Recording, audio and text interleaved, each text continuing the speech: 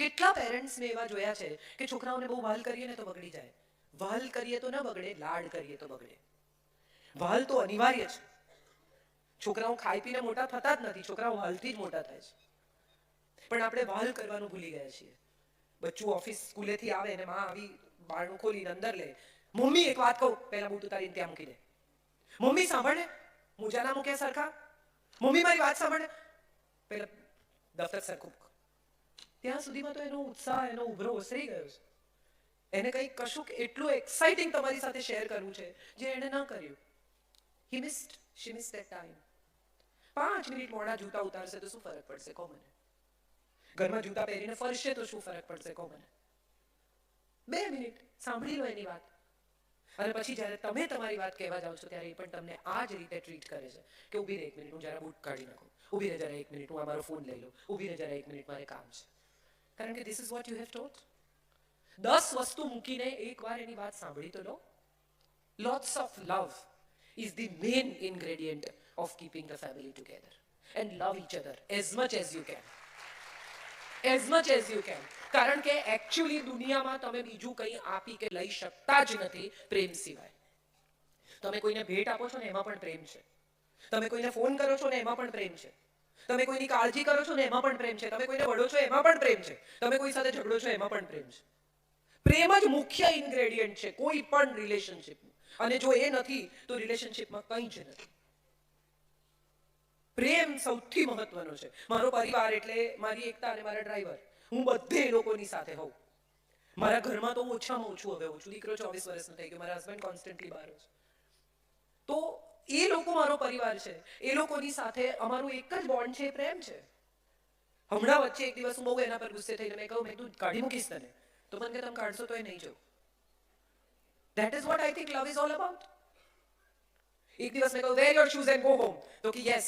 એવું કરીને બહાર જતી રહી અને 5 મિનિટ પછી મેં જોયું તો એ ટેબલ પર બેસીને એનું કામ કરતી હતી. She knows કે 2 મિનિટમાં હું સોરી કહીશ. એટલી એ મને ઓળખે છે અને મને એક્સેપ્ટ કરે છે. અને એનું એટલું ઇન્ડિપેન્ડન્સ છે, મને અમારી એટલી ઇન્ટિગ્રિટી છે. એટલે અમે એકબીજાને ફોરગીવ કરી શકીએ છીએ. આ ફેમિલી છે. અને આપણે બધાએ જ શીખવાનું છે. અને વાય છેલ્લું, મારે તમને પ્રેમ વિશે એક બીજી પણ વાત શેર કરવી છે જે બહુ મહત્વની છે. કેટલા ઘરોમાં એવું દ્રશ્ય જોવા મળે, બધાને પૂછું છું, કોઈ પણ ઉંમરના પતિ પત્નીને આ પ્રશ્ન મારે પૂછવો છે. કેટલા ઘરોમાં એવું દ્રશ્ય જોવા મળે કે પત્નીનો હાથ પતિના હાથમાં હોય, પત્નીનું માથું પતિના ખભે હોય અને છોકરાઓ આવે તો પણ પરિસ્થિતિ બદલાય નહીં.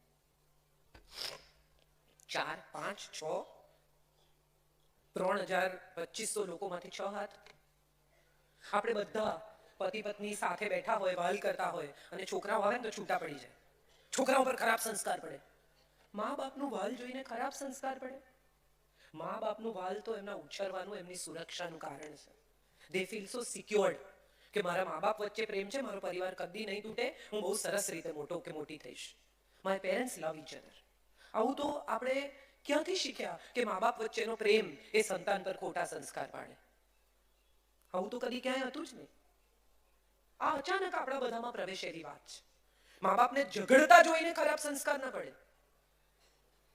સામ સામે બચ્ચાને કે તારા બાપામાં અક્કલ નથી, પેલો કે તારી માં બેવકૂફ છે, તો ખરાબ નહીં, તો ખરાબ સંસ્કાર ના પડે. જોજે હવે તારી મમ્મી ગોટાળા મારશે તો વાંધો નહીં. જોજે હવે તારા પપ્પા આવીને હાવ હાવ કરશે તો વાંધો નહીં. પણ પ્રેમ પ્રદર્શિત કરો તો ખોટા સંસ્કાર પડે. આ ક્યાં શીખ્યા? કોણે શીખવાડ્યું? ક્યાં લખ્યું છે?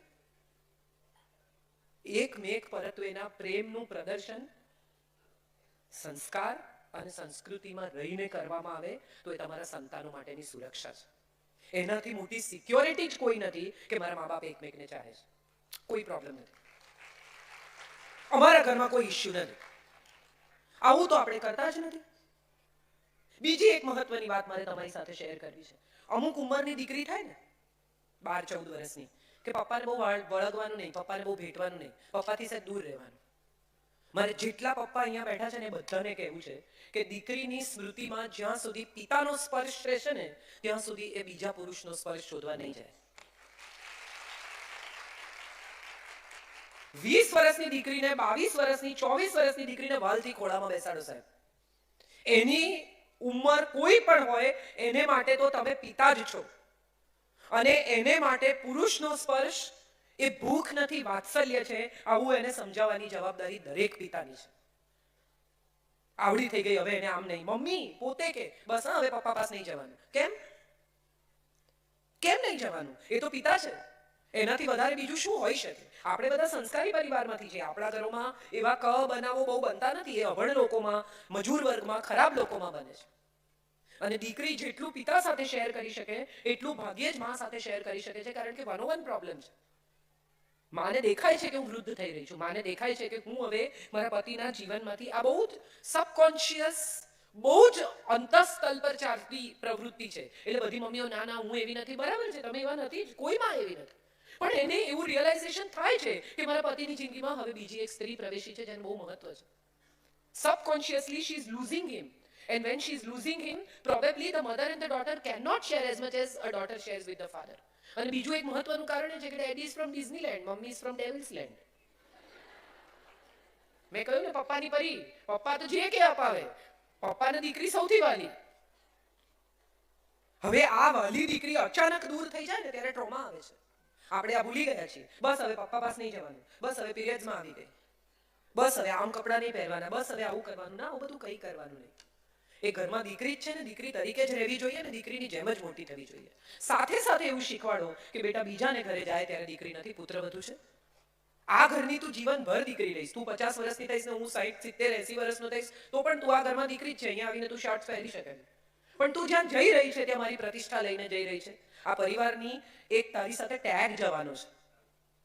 So when you go somewhere, please behave. આપણે બીચ ઉપર ગોવા જઈએ ત્યારે જે કપડાં પહેરીએ છીએ પહેરીને હું અહીંયા ના આવી શકું. દરેક જગ્યાની એક મર્યાદા છે, દરેક જગ્યાની એક ડિઝાઇન છે, દરેક જગ્યાની એક સિસ્ટમ છે. હું પાર્ટીમાં જવાની હોઉં તો ફાટેલું જીન્સ પહેરીને ના જઈ શકું, પણ હું ગોવા ગઈ હોઉં તો ફાટેલું જીન્સ પહેરીને ફરી શકું. હું અહીંયા આવવાની હોઉં તો મારે એવા વસ્ત્રો પહેરવા જોઈએ જે અહીંયા શોભે. સો એ તમે તમારા સંતાનને ચોક્કસ શીખો, પણ વાલથી શીખો. વાલ સિવાય બીજી કોઈ ચીજ આ બાળકો પર અસર કરતી નથી. આ હું તમને કહી દઉં. તમારા ગુસ્સાથી, તમારા મારથી, તમારા ક્રોધથી, તમારા કડવા વેણથી, તમારા મેણાથી આ છોકરા નહીં બદલાય, પણ તમારા પ્રેમથી આ નવી પેઢીનું દરેક બાળક તરત બદલાઈ જશે.